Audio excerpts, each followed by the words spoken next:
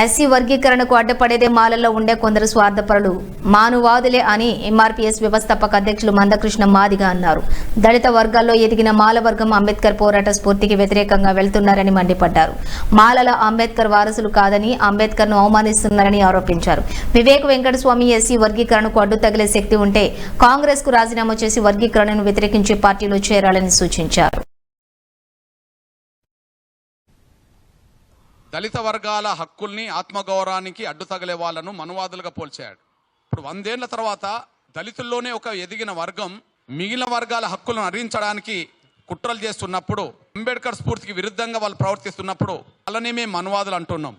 ఈరోజు మా ప్రాతినిధ్యం విద్య, ఉద్యోగ, రాజకీయ రంగాల్లో మా ప్రాతినిధ్యం లేదనే విషయం అర్థమైనప్పుడు, అవి కమిషన్లన్నీ నిర్ధారణ చేసినప్పుడు మా వాట మేము కోరుకోవడం అనేది అంబేద్కర్ స్ఫూర్తికి అనుగుణమైంది కదా. మా వాటకు అడ్డు తగులుతున్నది మనువాదుల ఆలోచనకు అనుగుణంగా ఉన్నది కదా. నేను తీసుకొచ్చిన ఈ రథాన్ని ఎవరైనా ముందుకు నడపండి, ముందుకు తీసుకెళ్ళండి.